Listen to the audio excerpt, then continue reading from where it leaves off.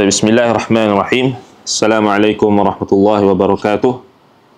Alhamdulillahi rabbil alamin. Wabihi nasta'in ala umurid dunya waddin. Sallallahu wasallam ala nabiyyina Muhammad wa ala alihi wa ashabihi wa man sara ala nahjihi waqtafa bi atharihi wa da'a bi da'watihi wastanna bi sunnatihi ila yaumiddin. Wala hawla wala quwwata illa billahil aliyyil azim. Amma ba'du. Alhamdulillah, kita bersyukur kehadrat Allah Subhanahu wa taala. Pada pagi ini kita diberikan kesempatan dan juga nikmat daripada Allah Subhanahu wa taala untuk kita meneruskan kuliah Syarhus Sunnah karangan Al-Imam Al-Hasan Ibn Ali Ibn Khalaf Al-Barbahari rahimahullah taala yang wafat pada tahun 329 Hijrah.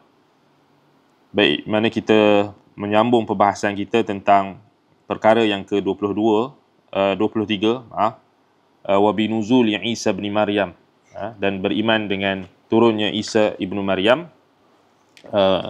Yanzilu fayaqtulud dajjal, baginda akan turun dan membunuh dajjal. Wa yatazawwaju wa yusalli khalfal qaimi, baginda akan berkahwin dan baginda akan menunaikan salat di belakang seorang imam. Min ali Muhammadin sallallahu alaihi wasallam, daripada keluarga Nabi Muhammad sallallahu alaihi wasallam. Wa yamutu, baginda akan meninggal dunia dan dikebumikan oleh umat Islam. Wa yarfinuhu al-muslimun. Baik. Jadi kita bahaskan sebelum ini tentang penamaan Al-Masih secara panjang lebar, hikmah yang ada di sebalik penamaan Al-Masih itu dan tafsirannya daripada ulama salaf. Kita bincangkan sebelum ni dan kita tak ulanglah di sini. Cuma pada pagi ini kita nak tengok seterusnya, perbahasan seterusnya, iaitu penurunan Nabi Isa alaihi salam. Adakah sabit penurunan ini, dan apakah yang dijadikan sandaran para ulama akan kesabitan ataupun pensabitan penurunan Nabi Isa alaihi salam di akhir zaman. Baik, kita nak tengok sebelum ni kita tengok tentang penamaan, dan kita tengok pada pagi ini iaitu subut, penetapan ataupun pengisbatan turunnya Nabi Isa alaihi salam, iaitu berdasarkan dalil daripada Al-Quran dan juga As-Sunnah. Baik, yang pertama dalil daripada Al-Quran yang mensabitkan penurunan Nabi Isa alaihi salam di akhir zaman, iaitulah surah Az-Zukhruf ayat 61. Surah Az-Zukhruf ayat 61. Wa innahu la'ilmun lis-sa'ah. Wa innahu la'ilmun lis-sa'ati. Baik, dalam surah Az-Zukhruf ayat 61 itu, dan sesungguhnya innahu, ianya, dia, kan, ataupun ianya, la ilmun lis-sa'ah, benar-benar merupakan tanda bagi kiamat. Baik, kata Imam Al-Baghawi rahimahullahu ta'ala dalam tafsirnya Ma'alimut Tanzil, wa innahu ya'ni Isa alaihi salam, sesungguhnya dia, yakni Isa alaihi salam, la ilmun lis-sa'ah, la ilmun lis-sa'ah, yakni nuzuluhu min asyratis sa'ati yu'lamu bihi qurbuha. Maksudnya penurunannya, yakni penurunan Isa alaihi salam itu termasuk daripada tanda-tanda kiamat yang diketahui akan kedekatannya. Yu'lamu bihi qurbuha. Wa qara'a Ibnu Abbas wa Abu Hurairah wa Qatadah wa innahu la'alamun lis-sa'ah bi fathil lam wal 'ain ay amaratun wa 'alamatun. Baik, kata Al-Baghawi lagi, Ibnu Abbas, Abu Hurairah, Qatadah membaca dengan bacaan qiraat wa innahu la'alamun lis-sa'ah, sesungguhnya dia, yakni Isa ibnu Maryam itu la'alamun lis-sa'ah, benar-benar merupakan alam, maknanya amarah wa alamat, tanda bagi kiamat. Tanda bagi kiamat. Baik, ini disebutkan oleh Imam Al-Baghawi rahimahullahu ta'ala dalam tafsirnya Ma'alimut Tanzil, jilid yang keempat, hal 166. Baik. Jadi ini dalil yang pertama.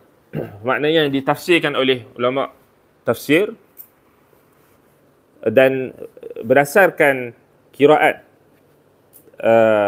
daripada sebahagian sahabat, dan ini dinamakan qiraat tafsiriyah. Maknanya qiraat ni fungsi dia bukan semata-mata bacaan. Antara fungsi qiraat daripada sahabat dipanggil fungsinya adalah tafsiriyah. Sebab itu Al-Baghawi dia berhujah dengan qiraat sahabat. Ini kita kena faham manhaj ulama tafsir. Mereka berhujahkan dengan qiraat sahabat kan, untuk mendapatkan tafsir. Ini banyak kalau kita tengok ulama-ulama tafsir, mereka akan bawakan qiraat Ibnu Mas'ud contoh kan, qiraat Ibnu Abbas, Abu Hurairah, kemudian qiraat yang datang daripada tabi'in, Qatadah misalnya, untuk menetapkan pentafsiran. Jadi dipanggil qiraatun tafsiriyah. Jadi ini antara fungsi qiraat. Sebab itu orang yang belajar qiraat ni dia bukan semata-mata belajar untuk baca. Dia sebenarnya tak sama kalau kita bandingkan qiraat yang pembelajaran qiraat, bacaan qiraat yang riwayat qiraat yang dibaca kan, dan riwayat qiraat yang digunakan dalam tafsir. Dia tak samalah. Sebab itu ada sebagai orang dia keliru. Dia kata tak ada pun qiraat ni dalam ni sekian-sekian dia belajar. Memanglah. Sebab yang dibincangkan tentang qiraat daripada sahabat ini adalah qiraat tafsiriyah. Tafsiriyah maknanya sahabat mereka menjelaskan kepada murid-murid mereka dengan qiraat tersebut. Maknanya dengan bacaan tersebut. Untuk menjelaskan makna. Dan ini membuktikan bahawasanya para sahabat Nabi dahulu mereka bukan baca semata-mata lah. Dan mereka baca, mereka tafsir. Kan? Mereka baca dan mereka tafsir. Baik, jadi tafsir daripada Ibnu Abbas, Abu Hurairah, Qatadah, iaitu qiraat mereka. Wa innahu la'alamun lis-sa'ah. Kan? Maknanya dibacakan bi fathil lam wal ain, ain dengan lam itu di baris ataskan, ai amaratun wa alamah. Sesungguhnya dia, yakni Isa alaihi salam, benar-benar adalah tanda kiamat.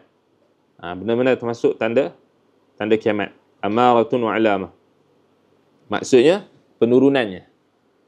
Penurunannya. Baik. Kemudian kita lihat dalam tafsir As-Sa'di. Syekh Abdul Rahman bin Nasir As-Sa'di dalam Taysirul Karimur Rahman fi tafsir Kalam Al-Mannan, beliau mengatakan wa innahu la'ilmun lis-sa'ah, ay wa inna Isa alaihi salam la dalilun 'ala sa'ah. Maksudnya dalam surah Az-Zukhruf ayat nombor 1 itu, dan sesungguhnya dia benar-benar tanda bagi kiamat, tanda dekatnya kiamat. Sesungguhnya Isa alaihi salam benar-benar dalil yang menunjukkan kiamat, ini dekatnya kiamat. Wa annal qadira ala ijadihi min ummin bila abin qadirun ala ba'thil mauta min quburihim. Dan bahawasanya Allah yang maha berkuasa mewujudkannya, yakni Isa, daripada ibu tanpa bapa. Allah jugalah yang mampu, yang berkuasa untuk membangkitkan mereka yang mati daripada kubur-kubur mereka. Ataupun sesungguhnya Isa alaihi salam akan turun di akhir zaman. Dan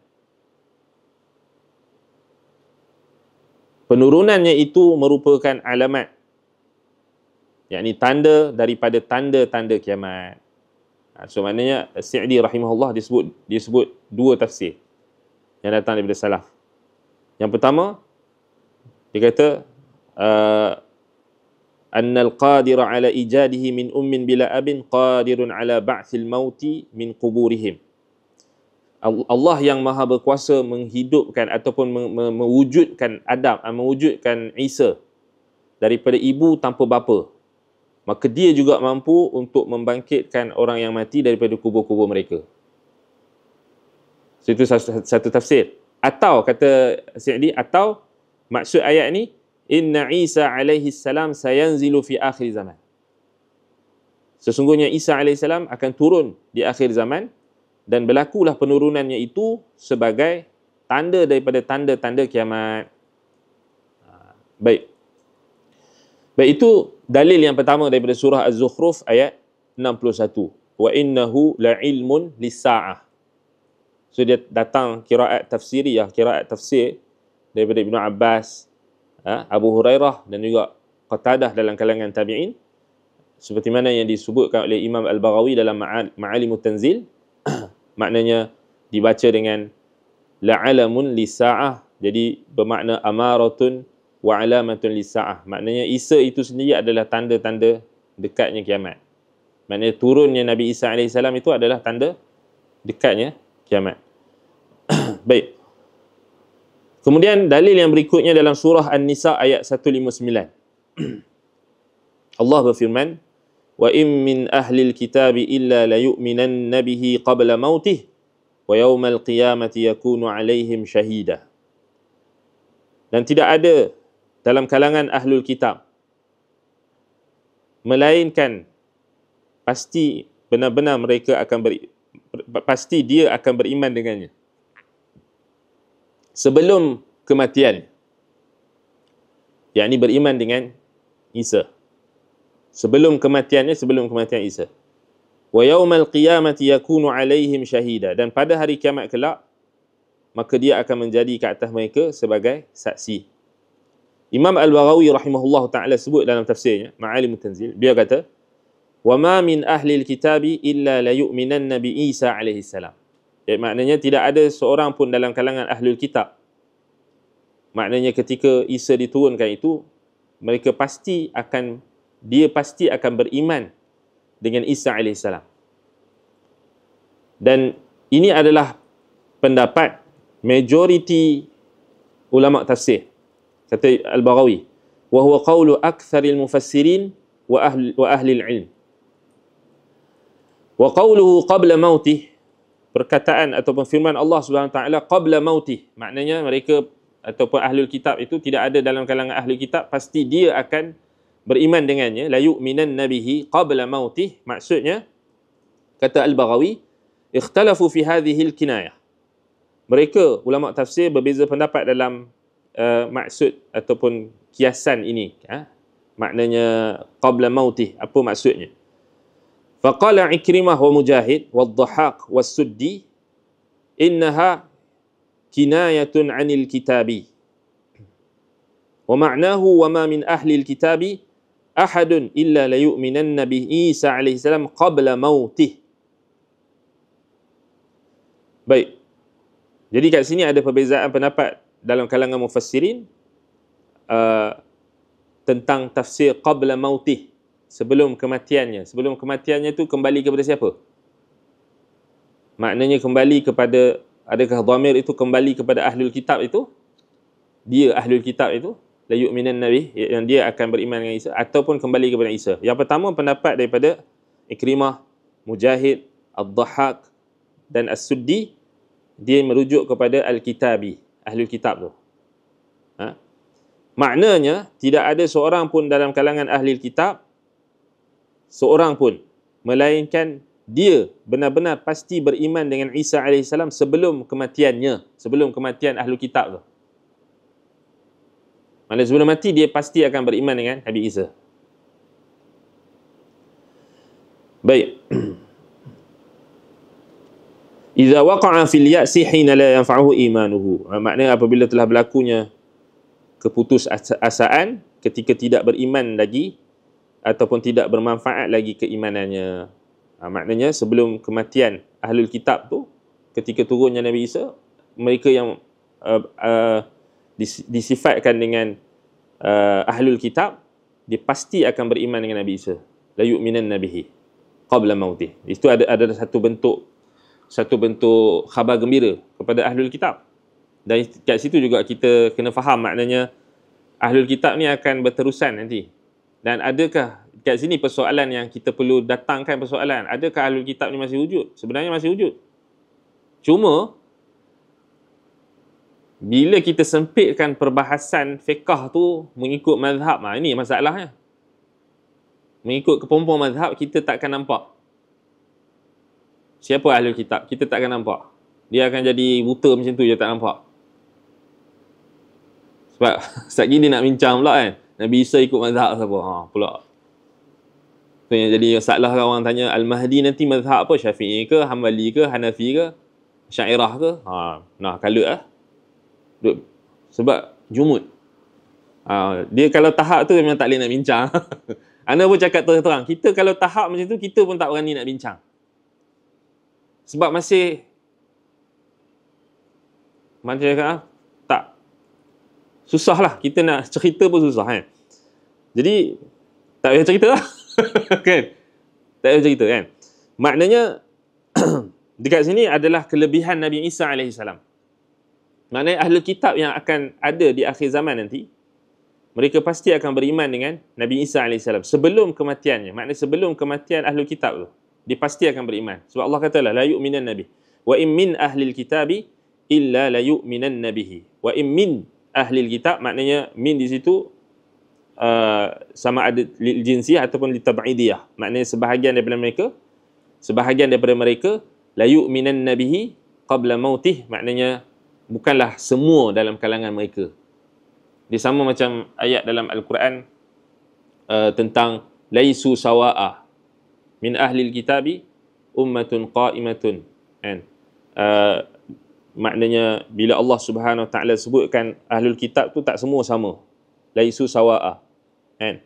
Mereka tu tak semua sama kedudukan mereka. Dalam surah Ali Imran ayat 113. Laisu sawa'a min ahlil kitabi ummatun qa'imatun yatluna ayatillahi ana al-laili wa hum yasjudun. Laisu sawa'a, tak semua sama. Sebahagian dalam kalangan ahli kitab itu ada satu umat, ada satu kelompok. Ummatun maknanya satu kelompok ataupun satu kumpulan atau satu golongan yang mana mereka itu berbeza dengan ahlul kitab yang lain yang korup. Kan? Corrupted, kan? Yang korup, yang melakukan korupsi.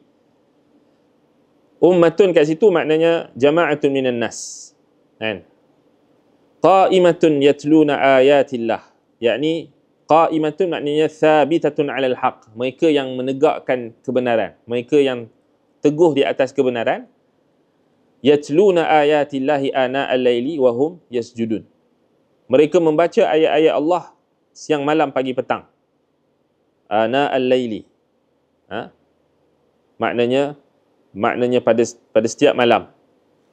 Ana al-laili maknanya pada waktu-waktu malam. Sa'atuhu ana al-laili maknanya pada waktu-waktu malam, ketika orang tidur.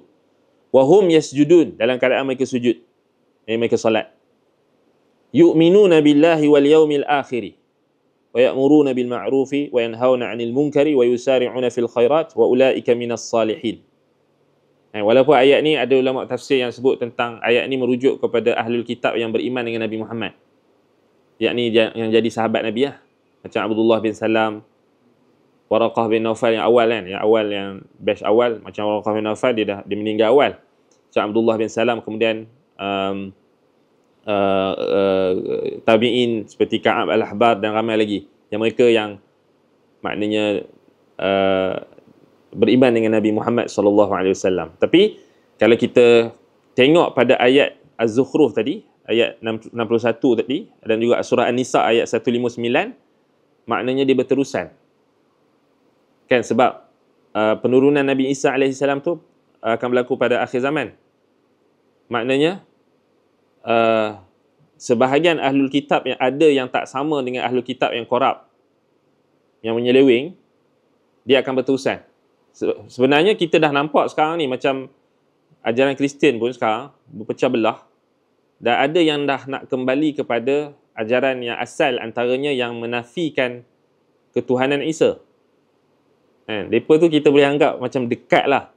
Walaupun dia orang ada penyelewengan juga kan, yang dia orang tak boleh nak lepas lagi, tapi kita cuba bayangkan mereka ni kalaulah Nabi Isa turun, kalau macam tu mereka punya keimanan, mereka beriman bahawa Nabi Isa tu bukan Tuhan, dan kita sangka baik, mereka akan beriman. Kan? Tak, maksudnya di sini betapa kita tak boleh bersangka buruk dengan semua jenis orang Nasrani. Sebab ayat ni mengajar kita, maknanya kita kena adil lah. Jangan bila kita sebut Nasrani je semua kita benci. Memanglah Allah kata walan tarda ankal yahudu walan nasara hatta tattabi'a millatahum. Memang.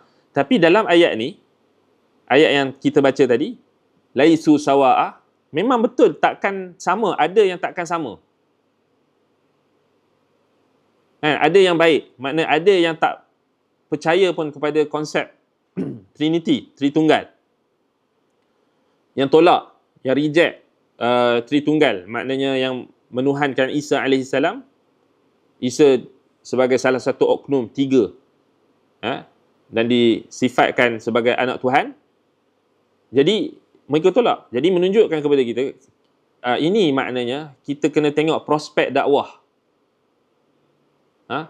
Dah kalau sampai tahap orang Melayu ni dah tak boleh terima kebenaran, duk bergaduh lagi Asy'ariyah Maturidiyah, maknanya kita yalah, kita dakwah juga, jangan kita tinggalkan. Tapi kalau kita tengok dari sudut prospek penerimaan dakwah tu ada pada orang Nasrani. Orang Nasrani maknanya dia boleh terima kalau sebab dia terbuka kan, maknanya boleh bincang dan sebagainya. Sebab dalam Quran banyak ayat yang menunjukkan mereka ni, orang Nasrani ni, mereka lebih rahmat. Dan terbukti dalam catatan sejarah, even Nabi kita Muhammad SAW ketika ditindas oleh kaum musyrikin di Mekah, Nabi SAW suruh para sahabat berhijrah ke Habsyah, yang mana rajanya itu asalnya Nasrani, Najasyi. Dan Nabi SAW puji dia, Nabi sebut dia raja yang tak menzalimi sesiapa yang berada di bawah pemerintahan dia. So bayangkan, so kat situ juga membenarkan kepada kita, kadang-kadang kita janganlah terlampau anti sangat orang bukan Islam ni. Kita hanya nampak A, B. Tapi Quran sebenarnya tak ajar kita macam tu. Quran ajar kita tengok orang dengan adil. Macam sekarang kan, orang tengok, dia kata Trump, Donald Trump menang, dia kata alah dia sama je, Yahudi juga, Zionis juga. Okey, tapi ya betul lah, kita tak nafikan benda tu kerana kedekatannya Nasrani dengan Yahudi tu. Bayangkan kitab mereka, Nasrani punya kitab, Bible tu, dia adalah himpunan Old Testament dan New Testament. Dan Donald Trump, dia Nasrani. Dia Kristian. Memanglah Kristian, dalam Kristian pun dia ada Zionis kan? Zionis Kristian kan? Okey, kita katalah dia Zionis Kristian. Tapi kekristianan dia tu, kenasranian dia tu, cuba bayangkan, geng-geng LGBT takut dengan dia. Kan? Geng-geng LGBT tak sokong dia. Makna dia sebab itu kita kena pandang dari sudut yang lebih luas lah. Maknanya kita jangan tengok AB je. Kita maknanya bukan kita nak suruh sokong Donald Trump tu kan. Tapi kita nak bagi tahu, kita kena lihat macam mana. Kadang-kadang mungkinlah kita kata lah sama je kan. Memanglah sama. Tapi kalau kita ni, contoh kita duduk di Amerika Syarikat, kan, macam mana kita nak cari nak buka dari sudut prospek dakwah tu. So macam mana kita kita tahu maknanya orang Kristian di Amerika kuat kan. Dan kalau kita tengok realitinya hari ni, yang menentang atheism, yang menentang gerakan-gerakan songsang macam LGBTQ apa semua tu, Kristian. Sebab apa? Sebab Allah Ta'ala janji orang yang nak ikut Nabi Isa ni, walaupun mereka ada penyelewengan disebabkan oleh sebab nenek moyang mereka, tradisi gereja itu sendiri yang menyeleweng. Tapi hari demi hari bila pengkajian dilakukan, mereka seakan-akan akan nampak kebenaran tu. Sebab itu maknanya kita kena belajar lagi. Maknanya kita jangan duduk dalam kepompong kita lah. Contohnya macam pengajian tentang adian, tentang perbandingan agama tu, kena kita orang Islam tak Tak boleh kita kata satu bentuk benda yang mungkin susah nak belajar ataupun tak, kita kena explore, kita kena tahu. Sebab kita nak harap dengan geng-geng yang asyik nak menyesatkan orang Islam sendiri ni, susah lah. Pasal mereka hanya fikir, yelah kepompong mereka, susah. Nak ajak bincang pun tak mau. Kan? Kerja nak guna kuasa, itu je. Kan? Jadi, ayat dalam surah An-Nisa ayat 159 itu menjelaskan, kalau kita tengok Imam Al-Baghawi dia sebut, qabla mautihi itu, maknanya, ahlul kitab itu sendiri, kemudian, وَذَهَبَ قَوْمٌ, kata Al-Baghawi, وَذَهَبَ قَوْمٌ إِلَىٰ أَنَّ الْحَاءَ فِي مَوْتِهِ كِنَايَةٌ عَنْ عِيسَى عَلَيْهِ السَّلَامِ. Baik, sebahagian ulama tafsir lagi berpendapat, al-ha', yakni dhamir ha' itu, yang menunjukkan kematiannya adalah kinayah, yakni kiasan tentang Isa alaihi salam. Maknanya merujuk kepada Isa alaihi salam. Ma'nahu wa in min ahli al-kitabi illa la yu'minanna bi Isa qabla mauti Isa alaihi salam. Maknanya tidak ada seorang pun dalam kalangan ahli kitab melainkan dia pasti beriman dengan Isa sebelum kematian Isa alaihi salam. Dan ini zahir pendapat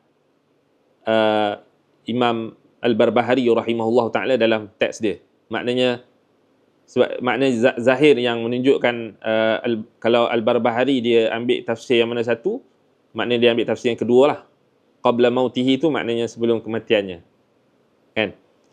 Sebab disebut dalam teks akidah dia.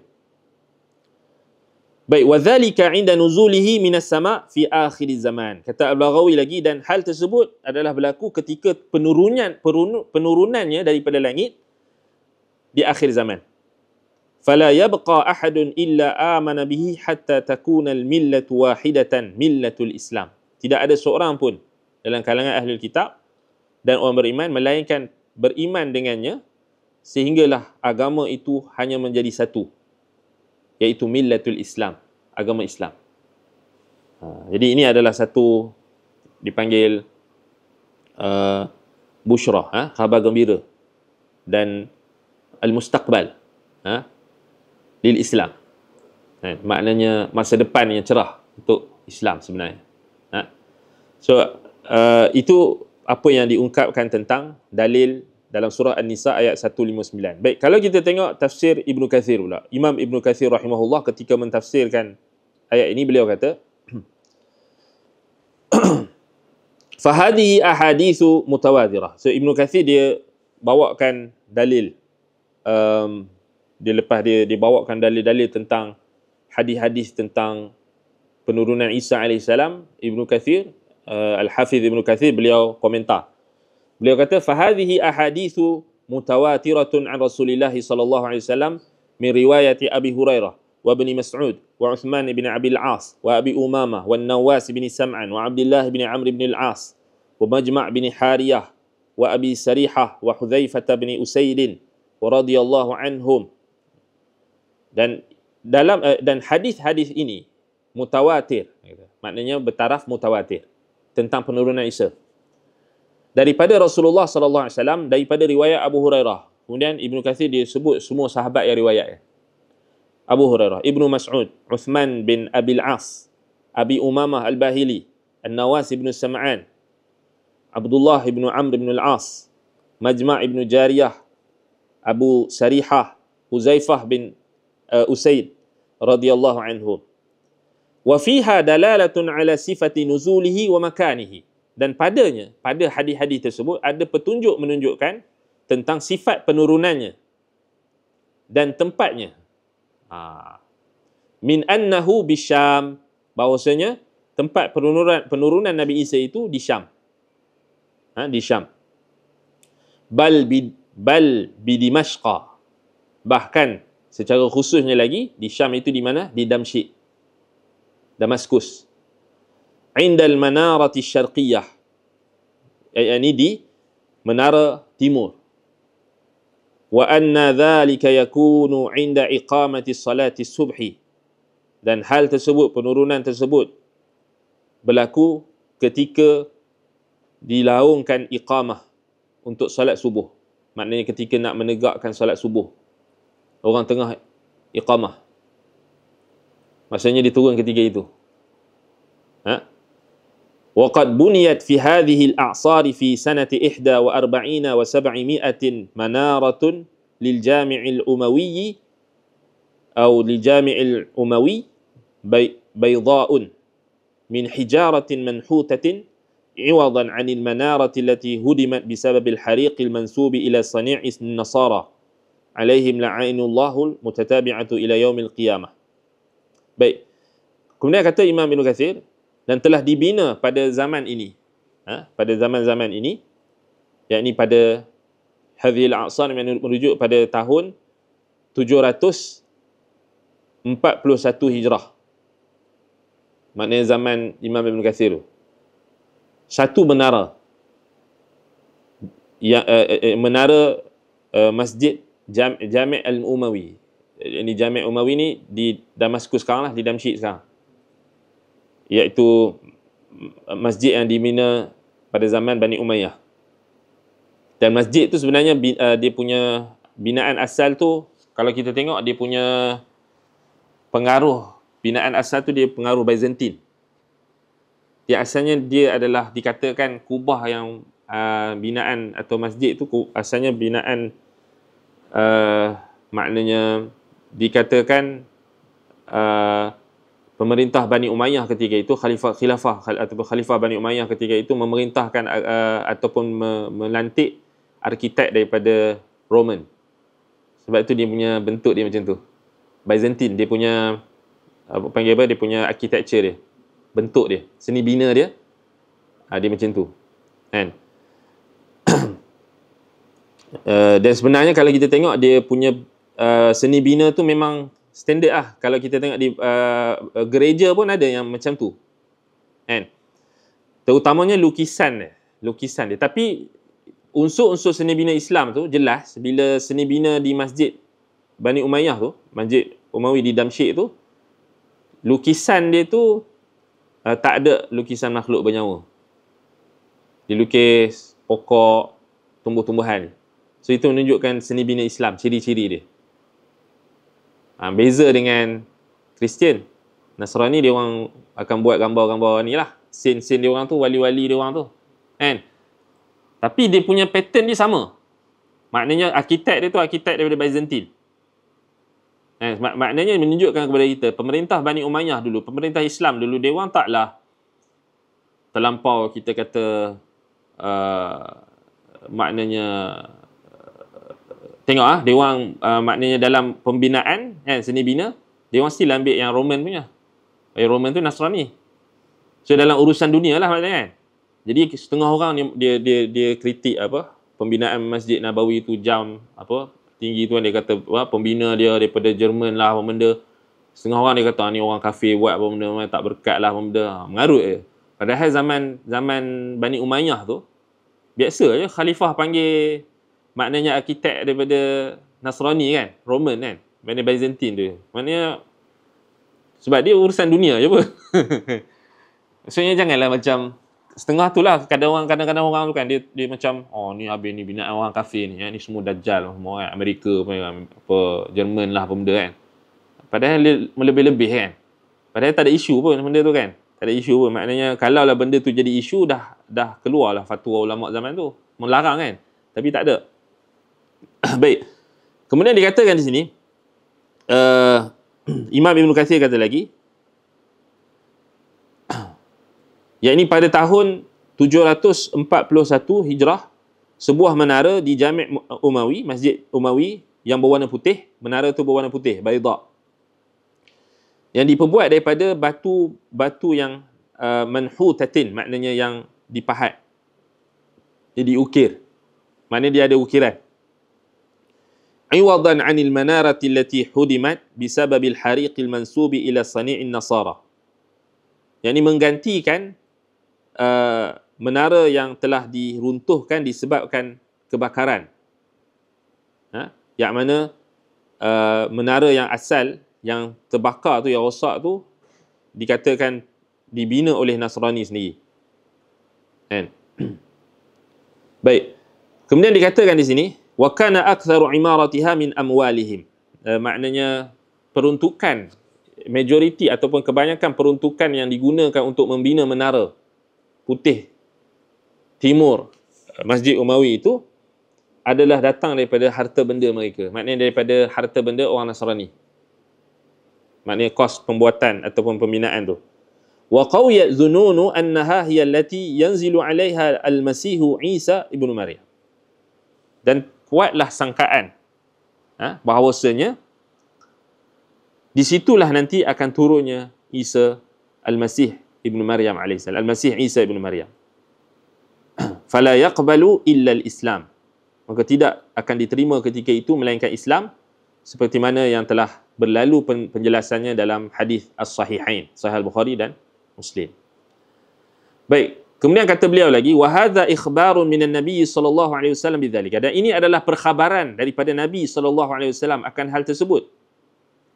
Wa taqrirun wa tashri'un wa taswighun lahu ala dzalika fi dzalika zaman. Dan ini adalah pengakuan, pensyariatan baginya akan hal tersebut pada zaman tersebut, haitsu tanzahu ilaluhum wa tartafi'u syubahuhum min anfusihim wa lihadha kulluhum yadkhuluna fi dinil islami mutaba'atan li Isa alaihi salam wa ala yadayhi wa lihadha qala ta'ala wa in min ahli alkitabi illa la yu'minanna bihi qabla mautih wa yawmal qiyamati yakunu alaihim syahida.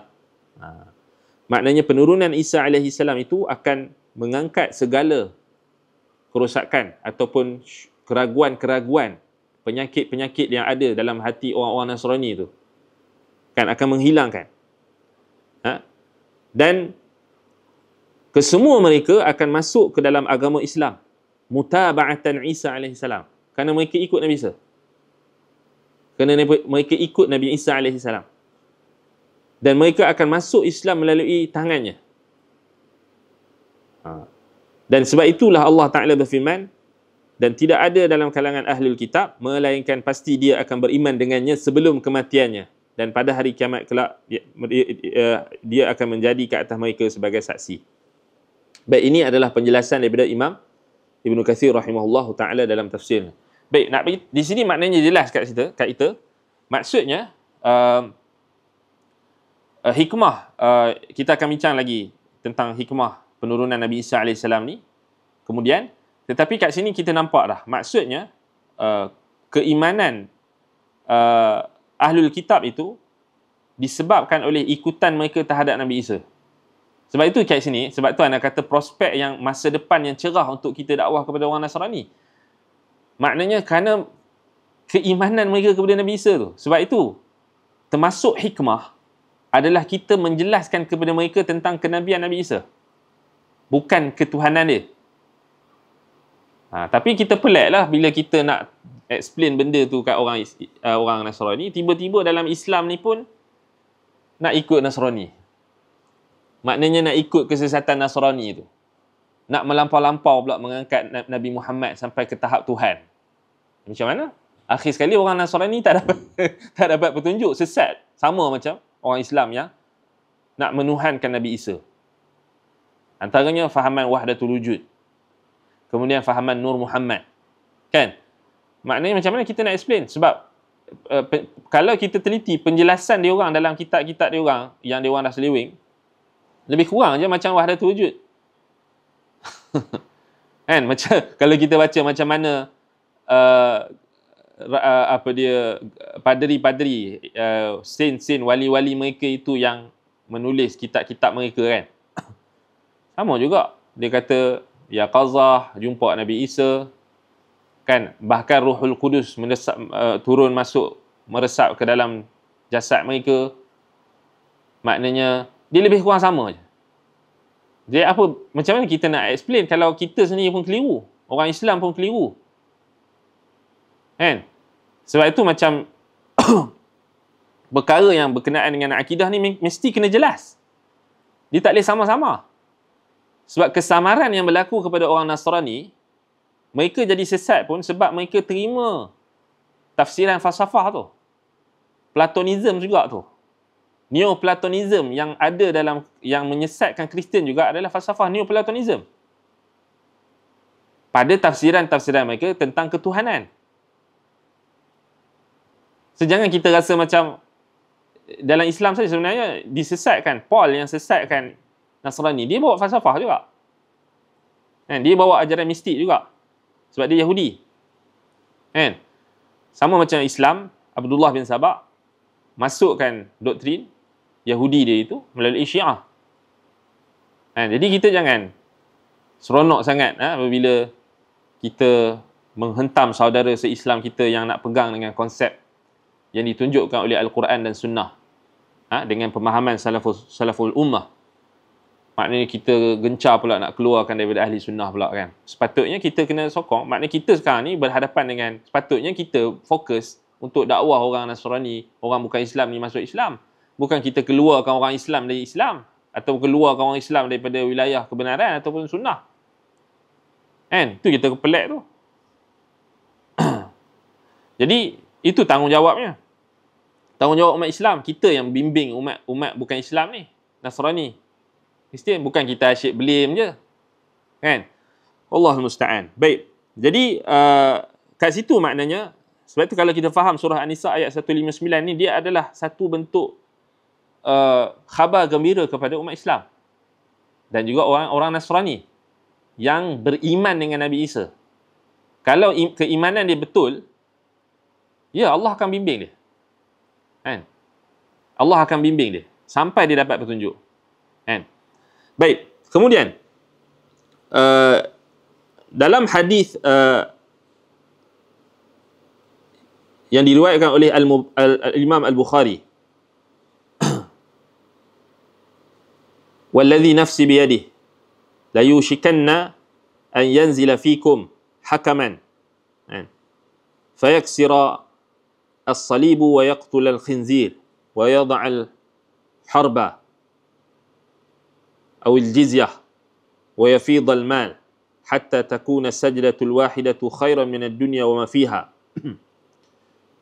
Tentang hadis tentang Nabi SAW bersumpah dengan jiwa baginda yang berada di tangannya, di tangan Allah Subhanahu Wa Taala, menunjukkan kata Al-Hafiz Ibn Hajar Al-Asqalani rahimahullahu taala, bila Nabi kata walladhi nafsi biyadihi, sebab Nabi sebut tentang Nabi Isa akan turun kan, Nabi bersumpah dengan jiwanya yang berada di tangan Tuhan. Di situ kata Imam Ibn Hajar, fihi al-halifu fil khabari mubalaghatan fi ta'kidihi, yakni sumpah dalam khabar adalah bentuk mubalaghah dalam penegasannya. Maknanya penegasan yang sangat kukuh. Maknanya bila Nabi kata walladhi nafsi biyadihi, maknanya Nabi Isa pasti akan turun lah. Maknanya betul-betul. Maknanya kita kena yakin lah. Tak ada keraguan. Kemudian datang penegasan yang kedua, la yushikanna ay la yaqrubanna, benar-benar akan dekat. Ataupun benar-benar akan segera berlaku. La budda min dhalika sari'an. La yushikanna la yaqrubanna, pasti benar-benar akan segera berlaku ataupun dekatnya berlaku, sama macam kiamat. Kan? An yanzila fikum, yakni akan turun dalam kalangan kamu hakaman, yakni hakiman, seorang pemutus. Dan di sinilah yang disebutkan oleh Ibn Hajar, hakiman di sini adalah Isa alaihissalam. Bal yakunu Isa hakiman min hukami hadhihi al-ummah. Maknanya Isa termasuk dalam pemutus, hakim, daripada hakim-hakim, pemutus-pemutus dalam kalangan umat ini. Kenapa? Kerana Nabi Isa dia tak bawa syariat dia, tetapi dia mengikut syariat Nabi Muhammad sallallahu alaihi wasallam. Baik. Fayaksira as-salibu wa yaqtul al-khinzir. Maka ketika itu akan dipatahkan salib, akan dipecahkan salib. Maknanya akan dibatalkan agama Nasrani. Ini agama Nasrani yang diubah tu. Yang sekarang bi an yaksira as-saliba haqiqatan. Kata Ibn Hajar, maknanya dipecahkan salib itu secara hakiki. wa yubtila ma taz'umuhu an-nasara min ta'zimihi, dan dibatalkan apa yang didakwa oleh Nasrani min ta'zimihi, iaitu dengan berupa pengagungan mereka terhadap salib itu. Kan? Jadi itu menunjukkan kepada kita yang nak patahkan salib ni Nabi Isa. Kita jangan pergi buat pula. Jadi fitnah lah kan. Sebab yang Nabi SAW sebut di sini memang Nabi Isa. Khusus Nabi Isa. Kan? Sebab nanti kita akan tengok betapa bahayanya kalau nas-nas tentang akhir zaman ni kita faham salah. Nanti akan ada ajaran sesat yang dakwa dia Nabi Isa lah benda kan. Mahdi lah apa. Lagi dia pergi buat benda tu. Sebab dia nak buktikan kononnya dia mesti akan ada punya. Kan, yang akan berpemikiran macam tu. Kan? Tapi kalau kita faham Nabi Isa ini khususiah Nabi Isa, kita tinggalkan. Kan? Sebab ialah kalau dari sudut fiqh pemahaman yang benar pun, memang Nabi SAW tak perintahkan para sahabat untuk pecahkan salib. Betul tak? Ketika zaman Nabi tu. Bahkan Nabi larang untuk serang gereja-gereja. Kan? Dan maknanya apatah lagi nak mematahkan salib kan? Nabi SAW larang. Dan Umar bin Al-Khattab radhiyallahu anhu ketika di Baitul Maqdis ambil perjanjian dengan Ahlul Kitab, kan? Maknanya Nasrani termasuk dalam kalangan mereka, cuma dipisahkan tempat kan, ahli jizyah, maknanya dipisahkan mereka, diasingkan daripada kaum muslimin, itu saja. Tapi tak datang kepada kita riwayat yang sebut sahabat pergi patahkan salib mereka, atau kan atau kita kata pecahkan gereja mereka. Tak, itu ada larangan. Kan? Even dalam peperangan pun tak boleh. Kan? Bunuh orang dalam gereja tak boleh. Kan? So itu rahmat Islam. Ya, rahmat Islam. Dan sebagai satu bentuk kita kata persediaan untuk penurunan Nabi Isa AS. Kan? Sama juga disebutkan dalam hadis tersebut, wa yad'a al-harba al-jizyah, maknanya agama itu akan jadi satu dan tidak ada seorang pun dalam kalangan ahlu zimmah yang akan membayar jizyah. Baik. Kemudian dalam hadis tersebut juga dijelaskan oleh Al-Hafiz Ibn Hajar, wa yafidhal mal, maknanya akan banyak tersebarnya harta benda, melimpah ruah harta benda. Maknanya disebabkan keadilan dan disebabkan keberkatan, kebaikan yang tersebar ketika itu. Maknanya dan ketika itu juga akan dikeluarkan daripada muka bumi ini, daripada perut bumi ini, khazanah-khazanah, harta benda yang menunjukkan dekatnya berlakunya kiamat. Maknanya orang wa yafidhal mal ni, maknanya kata ulama ada dua lah. Maknanya semakin dekat dengan kiamat ni, maknanya orang makin akan menjadi senang dan mewah dengan harta benda.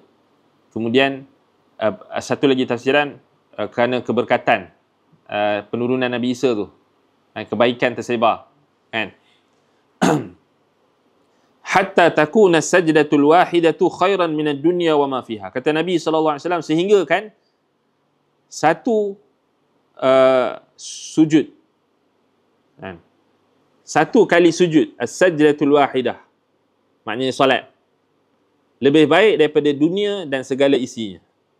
Maknanya ketika itu orang mula beribadah dan mendekatkan diri kepada Allah dengan ibadah solat, bukan dengan ibadah sedekah dengan harta benda. Sebab apa? Sebab orang dah semua kaya. Tak ada orang nak terima sedekah. Sebab harta melimpah ruah, kaya. Jadi orang sibukkan diri dengan salat. Orang beriman. Itu yang dimaksudkan hatta takuna sajdatul wahidah khairan minad dunya wa ma fiha. Dan satu lagi tafsiran kata Ibnu Hajar, ma'nahu anna an-nasa yarghabuna 'anid dunya hatta takuna sajdatul wahidah ahabba ilaihim minad dunya wa ma fiha. Maknanya orang dah bosanlah dengan dunia ni. An-nas yarghabuna 'anid dunya. Orang dah bosan dah dengan dunia. Sehingga sujud satu kali sujud, yakni solat itu lebih dicintai kepada mereka berbanding dunia dan apa yang ada di dalamnya, segala isi. Maknanya mereka memang yang Nabi sebut tentang solat subuh kan, 2 rakaat sebelum subuh tu lebih baik daripada dunia dan segala isinya, memang orang amalkan. Sebab orang dah pertama, sebab orang dah kaya sangat, mereka dah tak beribadat dengan sedekah dah. Dah tak ada jizyah. Kan? Zakat pun tak ada orang nak terima zakat. Nak bagi tahu. Dahsyat. Jadi yang zahirnya dia memang bukan zaman kita lah kan. Sekarang ni masih lagi ada orang fakir miskin. Kan? Dan yang kedua, kerana orang dah tak suka dunia. Dia tak suka dunia ni macam mana? Dia macam ni. Anda bagi perumpamaan. Kita, even kita ni, walaupun kita tak hidup di zaman Nabi Isa tu, turun tu lagi, kita pun dah rasa dah sedikit rasa bosan dah dengan dunia. Betul tak? Terutama makanan. Kita ambil makanan cukup lah. Tak percaya, tanya suri rumah. Dia pun tak tahu nak masak apa. Kan? Dia pun pening nak masak apa. Sebab makanan kita dah makan macam-macam. Akhir sekali, betul lah, bila kita ni makan dah macam-macam, akhir sekali kita macam dah bosan dengan makanan dan kita nak pilih perkara yang, kalau boleh kita tak mau makan. Tapi bila kita orang Islam, kita tahu yang kita tak mau makan, tak boleh makan ni, tak boleh lah. Kita puasa. Orang dah mula puasa sunat, betul tak? Orang dah, kalau orang yang tak mau puasa, dia kata diet kan. Tapi sebenarnya puasa tu sendiri diet. Yang bagus kan. Kerana dia ibadah kan. Tapi kerana kebosanan. Orang dah, sama juga dunia kan. Benda dunia ni maknanya dia sekejap je. Kan orang yang duk kejar benda-benda yang apa panggil, FOMO dia panggil benda-benda yang hype. Kan? Contohnya benda-benda yang melibatkan teknologi, benda-benda yang melibatkan pakaian, fashion, makanan dan seumpamanya. Kan? Dia hype, mula dia sekejap je. Kan? Oh, orang ni jual gini. Oh, semua nak beli. Hype dia sekejap je. Itulah dunia. Sebab itu Nabi umpamakan dunia ni macam makanan anak Adam je. Maknanya makanan anak Adam macam mana? Bila kita siapkan makanan tu, kita letak bumbu, kita letak garam, kita letak gula, kita letak hiasan macam-macam. Kemudian Nabi SAW suruh tengok apa dia jadi. Fanzur ila ma yasir. Lihatlah apa dia jadi. Dia jadi taik. Itulah dunia. Kan? Maknanya itu setakat itu saja. Dia akan bawa kepada kebosanan juga. Dia akan bosan juga. Tak percaya, tanya orang yang dah pergi, yang pernah travel seluruh negara kan. Akhir sekali dia akan rasa kekosongan juga. Tak, fitrah. Dia akan rasa kosong juga. Dia nak kembali kepada Tuhan juga akhir sekali. Kan? Dan sebab itu kalau kita tengok, itu antara tanda-tanda kebaikan yang ada pada zaman penurunan Nabi Isa AS. Kemudian kita nak tengok tempat turunnya Nabi Isa AS yang kita sebutkan tadi, yang Imam Ibn Kathir sebut tadi. Kita nak bahaskan secara terperinci. Makna dengan dalil, yang kita sokongkan dengan dalil yang lebih jelas. Baik, hadis yang menyebutkan tentang tempat turun Nabi Isa AS antaranya diriwayatkan oleh Imam Muslim. Dalam sahihnya, hadis nombor 2777. Dan 2937. Ataupun dalam 2937. Secara panjang, hadis itu panjang, tapi kita ambil yang pendek dia. Nabi SAW kata, fayanzilu indal manaratil bayda'i syarqiyya Dimashqa. Memang maknanya memang lafaz daripada Nabi SAW. Memang hadis itu memang hadis Nabi lah. Maknanya bukan tafsiran daripada Ibn Kathir ke, bukan perkataan Ibn Kathir ke, bukan. Dia memang hadis Nabi. Memang Nabi SAW kata, Isa AS akan turun di menara putih. Menara timur. Manaratil bayda'i syarqi. Menara putih timur. Maknanya di belah bahagian timur. Timur apa? Dimashqa. Damsyik. Jadi hadis itu sahih. So maknanya kita kena yakin lah. Beriman lah. Kata Ibnu Ruslan ketika menjelaskan hadis. Dan lafaz itu juga ada dalam Sunan Abi Dawud. Yanzilu Isa ibnu Maryam salawatullahi alaihi indal manarah bi fathil mim wa hiya allati yu'adhdhanu 'alaiha. Menara itu menara apa? Menara azan. Ibnu Ruslan kata indal manarati, manarah kalau difathahkan mim itu maknanya menara itu apa fungsi dia? Menara itu adalah menara azan, allati yu'adhdhanu 'alaiha, yang akan dilaungkan azan di atasnya. Menara itu adalah menara azan. Qala an-Nawawi rahimahullah. Kata Imam An-Nawawi, hadhihi al-manaratu mawjudatun al-yawma syarqiyya Dimashq. Menara ini memang wujud pada hari ini, iaitu pada zaman Nawawi itu, iaitu berada di timur Damsyik. Nampak? So, disebutkan oleh Imam An-Nawawi dalam Al-Minhaj, Syarah Muslim Ibn Hajjaj. Kemudian apa yang Imam Ibn Kathir rahimahullah ta'ala sebutkan, yang kita sebutkan tadi, maknanya pembinaan menara putih itu dia berlaku beberapa kali. Maknanya biasalah setiap bangunan ni dia ada rosak kan, ada maknanya kebakaran lah kan, kemudian kerosakan lah, dan maknanya dia bukanlah menara tu akan kekal kan. Kita taklah kata menara tu yang akan kekal selama-lamanya. Boleh jadi akan rosak lagi, boleh jadi berlaku musibah dan sebagainya, kemudian akan dinaikkan semula. Tetapi menara tu memang ada. Cuma kita nak kata menara tu kekal sampai turun Nabi Isa atau tak, wallahu ta'ala alam, ataupun berlaku kita kata tajdid, pembaharuan dari sudut binaan dan sebagainya. Dia macam kita tengok Mekah lah kan. Mekah tu sentiasa tak berlaku renovation, sentiasa berlaku. So Nabi Al-Mahdi nanti dan Nabi Isa nanti akan buat haji kan. Kita tak tahulah dia akan buat haji tu zaman bila. Zaman Mekah tu macam mana kan. Macam mana Mekah tu, binaan siapa pula kita tak tahu. Jadi bila kita tak tahu, kita tawakuf lah, kita berhenti. So, jangan kita buat spekulasi cepat sangat kan. Setengah orang dia tak sabar, macam dia macam kita kata tergesa-gesa kan, nak kaitkan ini, nak kaitkan tu dengan Mahdi, nak kaitkan ni dengan Dajjal lah benda kan. Tak ada hikmah lah kan, tak bijak. Baik. Jadi itu tentang riwayat tentang tempat turun Nabi Isa AS. So hadis itu dalam Sahih Al-Bukhari, dalam Sahih Muslim dan juga Sunan Abi Dawud. Ataupun dalam Sahih Muslim lebih tepat, hadis tu lafaz dia yang lebih lengkap dan lebih panjang. Kemudian sifat penurunan Nabi Isa AS.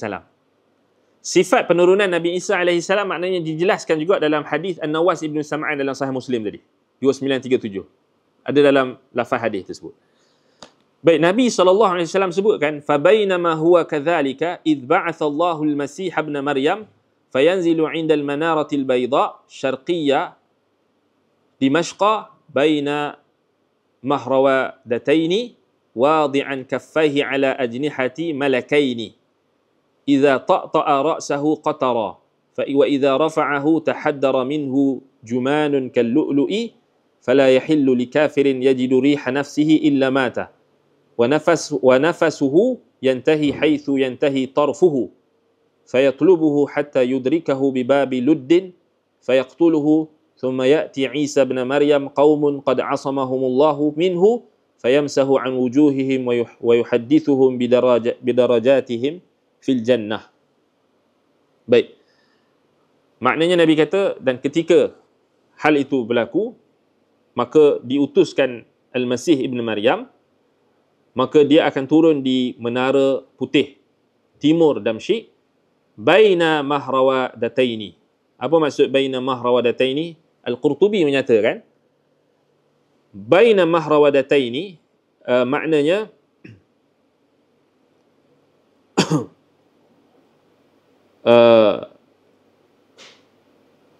dengan maknanya Nabi Isa alaihissalam akan turun dalam dengan memakai pakaian yang disebut mahrawadataini. Jadi kata haradtu ats-tsauba. Maknanya di sini uh, syurahul hadis mereka tak sepakat dalam menjelaskan makna baina mahrawadataini, di antara dua mahrawadah. Mahrawadataini. Mahrawadah ni apa? So kata sebahagian ulama, dia adalah pakaian. Dipanggil thawbun mahrud. Thawbun mahrud maknanya sibarun asfar. Ataupun maknanya pakaian yang berwarna kuning. Yakni berwarna kuning.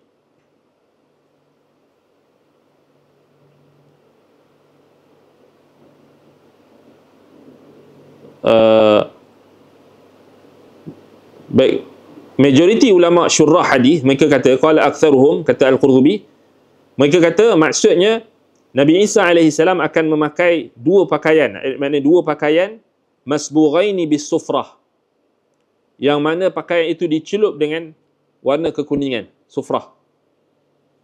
Wa ka'annahu alladhi subigha bil hirdi.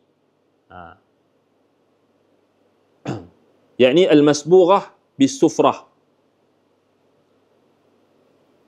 Jadi Al-Qurtubi kata, wallahu ta'ala a'lam, Al-Qurtubi kata maknanya pendapat majoriti ulama syurah hadis itu yang lebih tepat.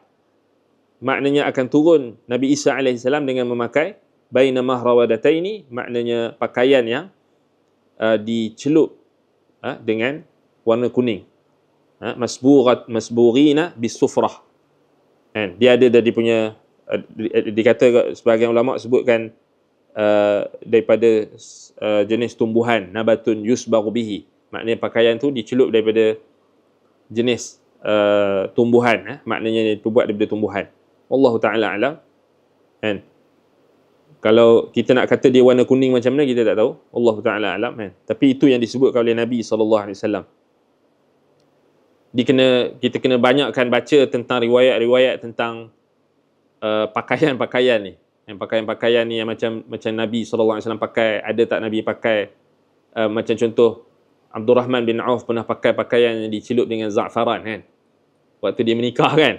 Dia lebih kurang macam tu lah. Dia macam sezaman dengan pakaian orang yang, sebab kita kena faham akhir zaman nanti, kalau kita lihat zahir hadis-hadis tentang akhir zaman, contohnya Nabi Isa AS akan bunuh Dajjal dengan tombak. Maknanya zaman kita tu dia akan kembali menjadi zaman penggunaan senjata-senjata yang, kalau orang serang kata primitif lah. Senjata primitif kan. Maknanya kalau zaman sekarang, zaman kalau orang putih kan, dia orang buat macam-macam zaman kan. So dia kata zaman yang apokalips, maknanya kiamat dah berlaku lah, dekat yang kiamat bla bla bla, pasca apokalips lah benda kan. Bila ada teknologi yang hebat-hebat, teknologi AI apa semua ni. Tapi kalau kita lihat hadis-hadis Nabi SAW, maknanya teknologi yang kita ada ni sama ada akan ada kekal sebahagiannya atau akan musnah seluruhnya, dan akan kembali balik kepada maknanya kenderaan naik kuda balik, kemudian kita katakan senjata tadi, tombak kan, Nabi Isa. Sebab kalaulah maknanya penggunaan senjata yang macam kita sedia maklum hari ni, senapang ke apa semua tu, mestilah dijelaskan kan. Tetapi tak disebut. Nabi SAW gunakan tombak kan. Tapi kita tak tahu tombak tu macam mana pula. Tombak yang digunakan Nabi SAW ada teknologi apa, kita tak tahu. Allah Ta'ala alam. Sehingga boleh mencairkan Dajjal. Itu semua adalah kekuasaan Allah Subhanahu Wa Ta'ala. Cuma kita tak boleh lah, tak perlu nak fikir sangat kan, nak membayangkan kemudian nak buatlah cerita-cerita karut tak perlulah kan, nak mendakwa-dakwi. Sebab kalau kita buka benda tu, dia start lah. Tak buka pun dah start dah. Dia start lah. Tombak Nabi Isa ni daripada Kedah pula lepas ni. Kan. Di Gunung Jerai pula, tombak ada orang jumpa pula. Ngarut lah. Sebab tu kita tutup lah pintu-pintu je. Sebab tu perbahasan macam perincian tentang akhir zaman ni, dia ada batas je lah. So kita berhenti kat situ lah. Kan. Sekadar apa yang ulama syurahul hadis sebut. Kalau kita nak bahas panjang lagi, boleh. Tapi mesti kan ada dalil. Bukan tak boleh. Tapi mesti kan ada dalil. Bukannya sangkaan. Saya rasa dekat Kedah lah kot. dibunuh Dajjal tu, tak boleh lah pasal dah disebut dalam hadis. Di bab Lud di Palestin. Kan? Di Baitul Maqdis, bukannya di Kedah. Dan jangan kita menokok tambahlah apa yang tidak ada dalam agama kita, kan. Baik. Macam-macam dah sekarang. Kita dah berhadapan dengan macam-macam penyelewengan dalam sejarah ni, kan. Semacam-macam dia orang nak overclaim, kan. Yang macam-macam, Allah musta'an. Teruklah kadang-kadang kita tengok. Integriti tak ada lah. Dalam kalangan ahli ilmu yang macam tu, kan, dia main ikut teradap saja. Baik, kemudian dalam hadis tersebut disebutkan, Nabi SAW sebutkan sifat penurunan Nabi Isa lagi, idza ta'ta'a ra'sahu qatara. Maknanya bila Nabi Isa alaihi salam merendahkan kepalanya, yakni kata Al-Qurtubi, idza khafada ra'sahu, lafaz Nabi kata idza ta'ta'a ra'sahu qatara. Bila Isa alaihi salam menundukkan kepalanya, maka akan mengalir ataupun akan menitis air. Air apa? Kata Al-Qurtubi, idza khafada ra'sahu sala minhu ma ya'ni bihi al-araq. Peluhnya. Kata Al-Qurtubi, bila Nabi Isa AS turun dan dia menundukkan kepalanya, maka akan mengalir peluhnya. Wa hadha nahwun mimma qala fil hadits alladhi taqaddam. Kata Al-Qurtubi lagi, Abu Abbas Al-Qurtubi, dan ini seperti apa yang kita sebutkan ataupun disebutkan dalam hadis yang sebelum ini. Maknanya Al-Qurtubi dibahas panjang, dia bawa hadis-hadis yang semua, kan. Jadi dia kata dalam hadis yang sebelum ini, yang hadis lain dan riwayat lain disebutkan yaqturu ra'suhu ma'an. Maknanya yaqturu ra'suhu ma'an, maknanya menitis daripada kepalanya itu air. Ka'annama kharaja min dimas, yakni al-hammam. Seakan-akan dia baru keluar daripada tempat pemandian umum. Al-hammam, al-dirbas maknanya tempat pemandian umum. Al-hammam. Maknanya kat situ, air yang menitis tu, dia ada dua tafsiran ulama. Pertama, peluh Nabi Isa. Yang kedua, air mandian. Dan air maknanya wap. Sebagai ulama, bila dia kata dirbas, maknanya hammam, maknanya tempat pemandian yang ada air panas. Yang ada disediakan. Hammam ni, kita kena faham, hammam ni, macam mana kita nak faham hammam dalam istilah hadis? Yang Nabi maksudkan hammam dalam istilah hadis, dia mesti bersesuaian dengan zaman Nabi. Dia tak boleh kita nak paksa hammam tu macam zaman kita. Hammam dalam istilah Nabi, Nabi SAW hidup dalam kurun keberapa Masihi? 6 Masihi. Kurun 6 Masihi ni, zaman Nabi tu, hammam ini tersebar banyak di kawasan Syam, yakni Byzantine. Dipanggil apa? Tempat pemandian umum tu, hammam. Dia ada istilah dia, yang Roman, dia orang akan mandi dekat tempat tu, kan? Jadi sebenarnya dirbas ni, dia memang merujuk kepada hammam tu, tempat pemandian umum.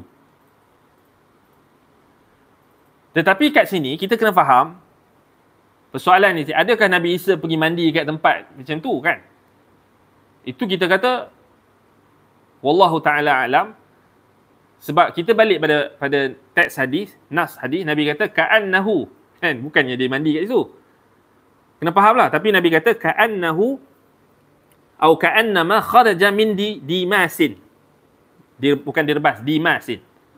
Ai hammam, yakni al-hammam, kata Al-Qurtubi. Maknanya boleh jadi Nabi Isa turun daripada tempat pemandian, daripada langit yang dia turun tu, kan? Boleh jadi juga sebahagian ulama kata peluh wap yang dia turun, ketika dia turun daripada langit tu, dia berpeluh. Jadi sebab tu Nabi kata idza ta'ta'a ra'sahu qatara. Bila dia menundukkan dia punya kepala, maknanya mengalir air peluh dia ataupun mengalir air basahan lepas dia mandi, ataupun yang lebih jelas lagi, dia turun waktu nak solat subuh, wuduk dia. Kan? Itu lebih taujih yang lebih dekat dengan hadis. Sebab Nabi SAW, kita dah bincang tadi, waktu dia turun tu orang orang tengah iqamah di menara di Masjid Dimash. Maknanya dia akan solat di Masjid Dimash. Dan itu kelebihan Masjid Damsyik. Dan itu juga kelebihan Bani Umayyah. Subhanallah. Orang duk cela Bani Umayyah kan. Orang duk cela Muawiyah bin Abi Sufyan. Orang duk cela siapa lagi? Orang duk cela Yazid. Orang duk cela macam-macam. Ya, ada dalam kalangan Bani Umayyah tu yang berhak untuk dicela, berhak untuk dilaknat. Macam mereka yang terlibat dalam pembunuhan cucunda Nabi SAW Al-Husain. Tetapi kita nak melaknat seluruh Bani Umayyah, itu zalim. Kerana bila kamu melaknat Bani Umayyah, maka kamu melaknat sahabat-sahabat Nabi yang mulia yang dilantik oleh Nabi SAW sebagai pemimpin, sebagai gubernur, sebagai umara, sebagai penulis wahyu, antaranya Muawiyah bin Abi Sufyan, Uthman bin Affan daripada Bani Umayyah. Maknanya, ialah kalau kita kan, maknanya kalau sekarang ni kan, macam orang pergi buat umrah dan haji di Mekah. Kebetulan Allah Ta'ala bagi Arab Saudi jaga Mekah tu. Punyalah mereka bangga. Betul tak? Kita yang tak ada kaitan ni pun, kan, kalau kita ada kaitan sikit pun kita dah bangga lah. Kan? Imam Masjidil Haram datang ke masjid negeri dalam Malaysia ni pun bangga lah. Kan? Belum lagi kita dapat maknanya memimpin Masjidil Haram tu kan. Maknanya, bayangkan orang yang dapat, maknanya satu kemuliaan, betul tak? So sama juga, bayangkan Nabi Isa turun di masjid yang dibina oleh Bani Umayyah. Anda rasa kalau ada Bani Umayyah yang ketiga itu, dia orang akan, maknanya mereka akan bangga lah. Maknanya, yalah, maknanya itu satu kemuliaan. Tapi bukanlah menunjukkan kemuliaan secara mutlak, tapi nak bagi tahu satu kemuliaan.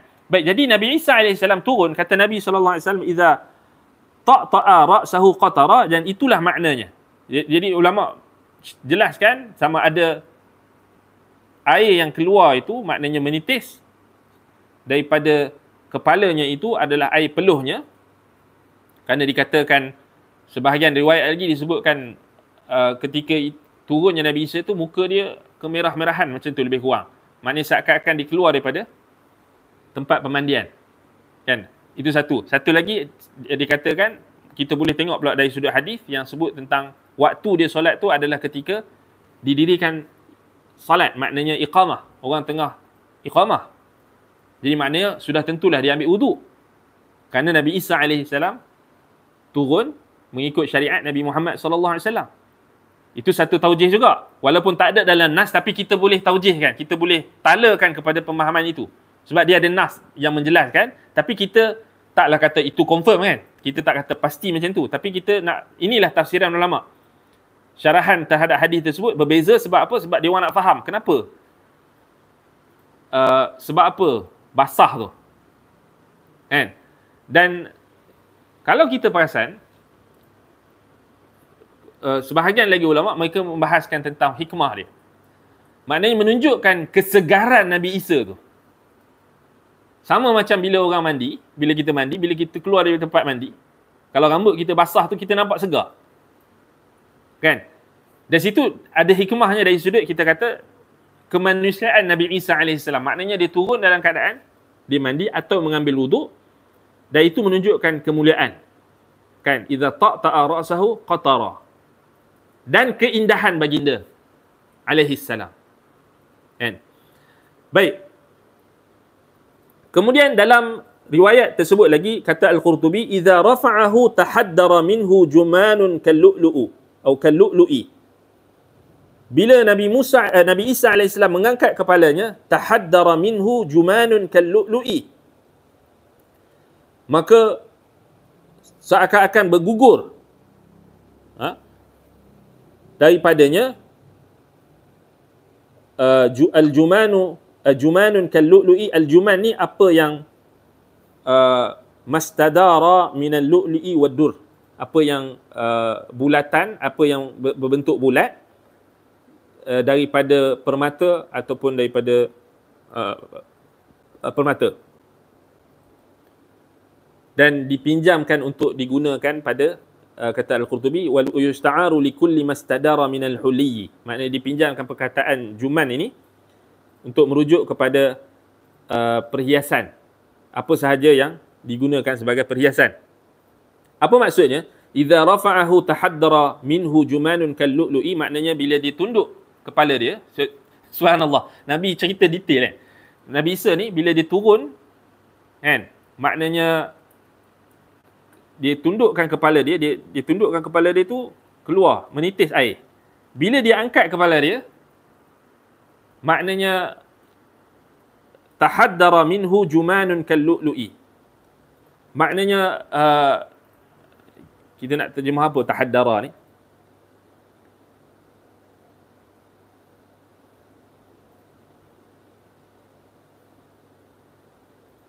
Sekejap. Jatuhlah kan. Mengalir pun boleh, jatuh boleh. Habata min a'la ila asfala. Berguguran. Kita boleh terjemahkan berguguran. Maknanya, bila dia angkat balik kepala dia, tadi dia turun menitis air. Bila dia angkat balik, maka berguguran. Maknanya, airnya itu, air peluh dia ataupun air bekas mandi ataupun wuduknya itu, kata Al-Qurtubi, syabbaha qataratil araqi bimustadiril jauhari. So Nabi umpamakan titisan-titisan peluh air yang keluar daripada Nabi Isa itu seakan-akan permata. Bimustadiril jauhar, maknanya dia macam kita kata bulatan yang berbentuk permata. Maknanya nak beritahu kesegaran dan juga keindahan.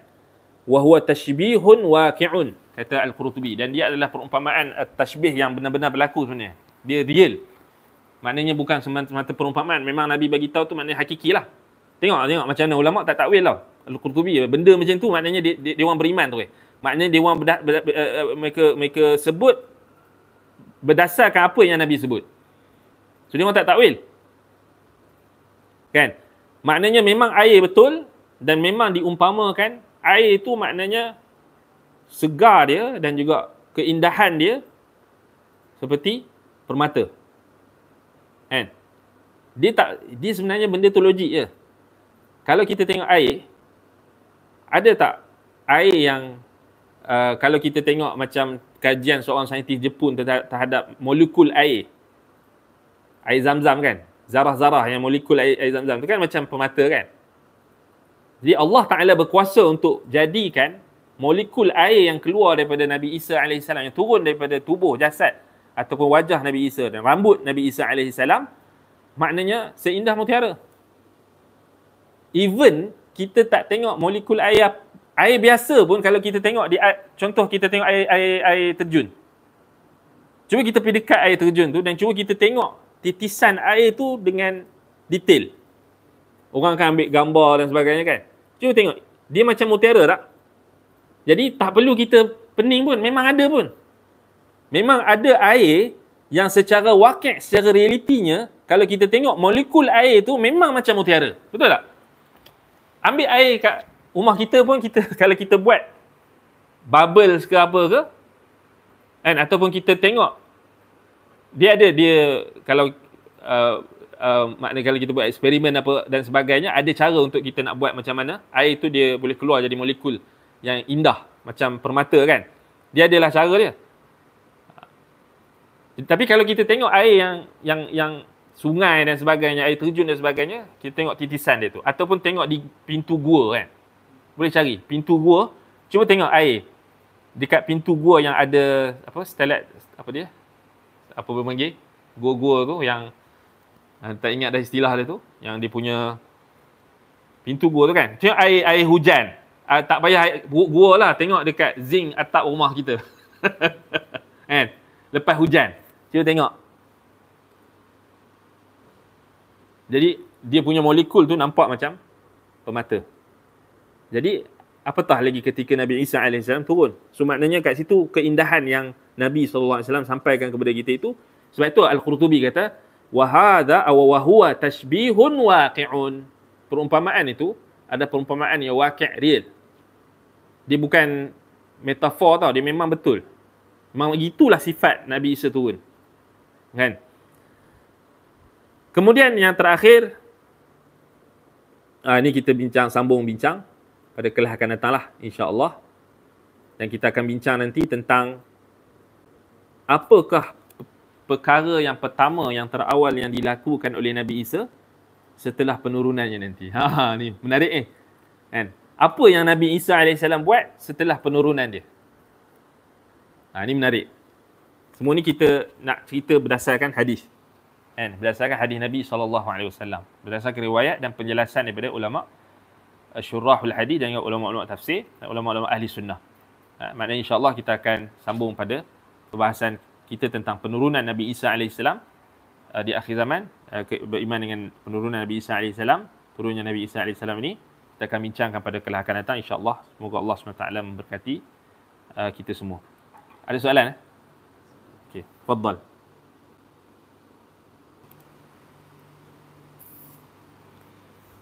Soalan berkenaan dengan ahli kitab yang akan beriman dengan Nabi Isa tadi tu. Maksudnya adakah kita tak boleh mengkafirkan Nasrani, Kristian? Sebab ada kemungkinan diorang tu masih bertauhid dan akan follow Nabi Isa kan. Yang kedua, bukankah semua wajib ikut syariat Nabi Muhammad? So adakah selama tempoh diorang tak ikut Nabi Muhammad tu masih lagi boleh diterima sebab dia still bertauhid? Okey. Baik. Soalan pertama, adakah kita tak, dengan apa yang kita sebut kata, adakah maknanya kita tak boleh mengkafirkan Nasrani? Jawapannya tidak. Baik, kita kena faham beza perbahasan kita tadi, kita sebut tentang laisu sawa'a kan. Maknanya perbezaan antara ahli kitab ni, ya mereka secara umumnya orang yang ikut Nasrani sekarang ni memang kafir lah. Itu nas daripada Quran bila Allah Taala kata laqad kafara alladhina qalu inna Allaha huwal masih Isa bin Maryam. Dalam ayat yang Allah Taala jelas-jelas mengatakan kekufuran, dalam surah Al-Maidah ayat 17, dalam surah Al-Maidah juga ayat 72, dalam surah Al-Maidah ayat 72 dan 73, jelas mengkafirkan Nasrani dengan akidah mereka yang sesat, yang Allah kata laqad kafara alladhina qalu innallaha huwal masih ibnu Maryam. Yang kufur apabila mereka menuhankan Isa. Jadi tengok kalau Nasrani itu memang akidah dia sekarang, akidah standard dia, akidah yang ditetapkan oleh Council of Nicaea dalam tahun 370 atau 350 selepas Masihi, itu yang dia terima pakai lah. So, secara umumnya Nasrani yang berpegang dengan akidah Trinity kafir lah. Yang mendakwa ketuhanan Nabi Isa kafir lah. Laqad kafara alladhina qalu innallaha huwal masih ibnu Maryam. Jadi kita tak boleh kata tak boleh kafirkan Nasrani, bahkan Allah kafirkan mereka. Kemudian dalam surah Al-Maidah ayat 72 dan 73 jelas lagi Allah kata laqad kafara alladhina qalu innallaha thalithun thalathah. Sesungguhnya telah kafirlah orang yang mengatakan Allah itu thalithun thalathah. Allah itu tiga, oknum yang tiga. Satu daripada tiga oknum. Wa ma min ilahin illa ilahun wahid. Allah nafikan kekufuran mereka. Allah menetapkan tauhidnya. Baik. Jadi menunjukkan kepada kita ancaman kekufuran dan hukuman kekufuran ke atas orang yang beriktikad dengan iktikad Nasrani itu tetap berlaku sampai kiamat. Dia tak terbatal pun. Cuma macam mana kita nak faham dengan konteks perbahasan kita tadi. Yang tadi kita sebut dalam kalangan mereka tu tak sama. Contoh macam konsep Trinity yang Allah isytiharkan kufur ni, yang ni majoriti lah. Sebab kalau kita kaji sejarah Nasrani pun, mereka jadi sesat ni bila? Dah lewat kan? Maknanya pertama yang menyesatkan mereka, Paul. Tapi tu tak secara rasmi. Dia start rasmi tu 300 tahun lepas kewafatan Nabi Isa. Maknanya Nabi Isa naik. Sebab bukti dia, kalau kita tengok balik, yang menetapkan Trinity ni sebagai akidah rasmi, gereja, siapa? Council of Nicaea. Padri-padri gereja tu. Kan? Mufti-mufti dia. bahasa kasar sikit. Mufti-mufti dia tu. Padri-padri, ulama-ulama mereka yang tetapkan Trinity itu adalah ajaran rasmi. Dan kalau kita kaji tentang sejarah pengikut Nabi Isa AS ni walaupun sedikit, tetapi mereka antara yang teguh. Buktinya Allah Ta'ala turun dalam surah Al-Buruj kisah tentang Ashabul Ukhdud. Kalau kita baca dalam riwayat sirah tentang kisah Ashabul Ukhdud, siapakah yang berdakwah kepada Ashabul Ukhdud ataupun mereka yang akhir sekali dihukum, dibakar, dimasukkan ke dalam parit api oleh Raja Zin Nawas, Raja Yahudi di Yaman. Mereka tu Kristian, Nasrani. Tapi Nasrani apa? Nasrani yang beriman dengan kenabian Nabi Isa. Sebab itu Allah Ta'ala turunkan ayat وَمَا نَقَمُوا مِنْهُمْ إِلَّا أَنْ يُؤْمِنُوا بِاللَّهِ الْعَزِيزِ الْحَمِيدِ. Mereka beriman. Maknanya mereka tak beriman dengan akidah Nasrani yang menyeleweng tu. Walaupun mereka tu dah lewat dah. Maknanya sebelum pengutusan Nabi Muhammad, maknanya dalam 500 ataupun 200 atau 300 tahun sebelum Nabi dilahirkan. Peristiwa Ashabul Ukhdud tu lebih kurang 100 ataupun dalam 200. Maknanya masih ada lagi saki-baki orang yang Nasrani yang ikut ajaran Nabi Isa, yakni tauhid, yang tak syirikkan Allah. Antaranya kalau kita baca nama dia Faimun ataupun Famyun ataupun Faimun. Kemudian Abdullah ibn Thamir. Ini dibahaskan oleh ulama sirah. Kerana riwayat tentang mereka ni banyak.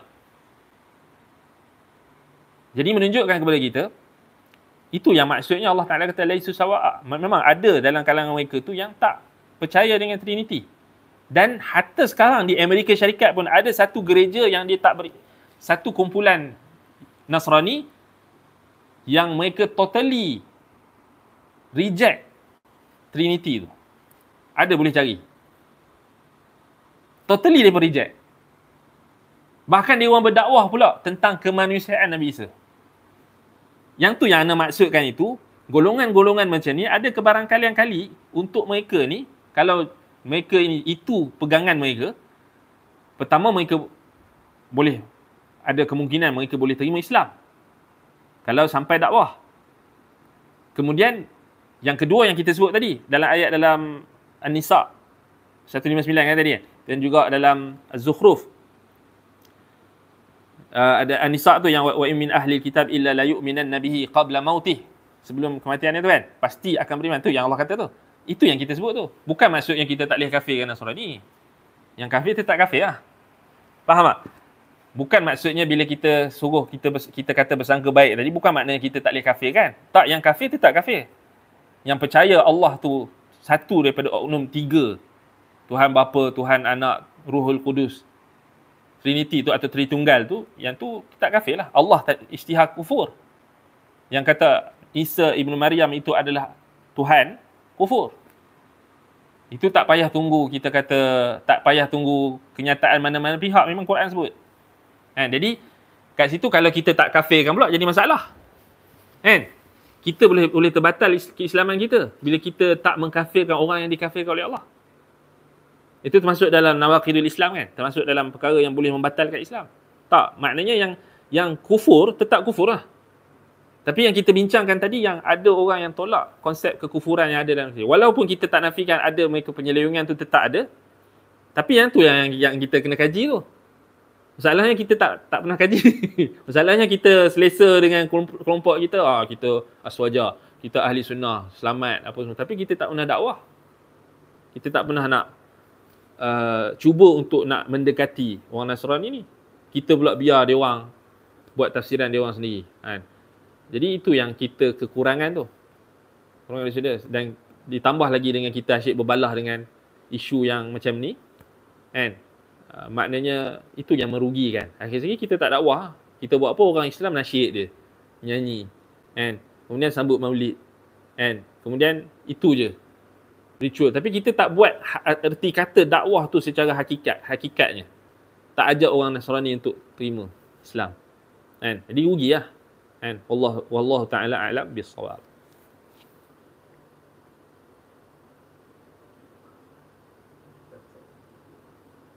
Habis? Tak ada soalan, alhamdulillah. Satu soalan yang ini. Baik. Jadi semoga Allah SWT memberkati apa yang kita sampaikan, mengampunkan kesalahan dan kekurangan yang kita ada sepanjang kita menyampaikan apa yang dibahaskan. Naktafi bihadzal qadar. Aqulu qawli hadza wa astaghfirullah li wa lakum. Subhanakallahumma wa bihamdika asyhadu an la ilaha illa anta astaghfiruka wa atubu ilaik. Wa sallallahu ala Muhammadin wa ala alihi wa sahbihi wa baraka wa sallam. Walhamdulillahirabbil alamin. Assalamualaikum warahmatullahi wabarakatuh.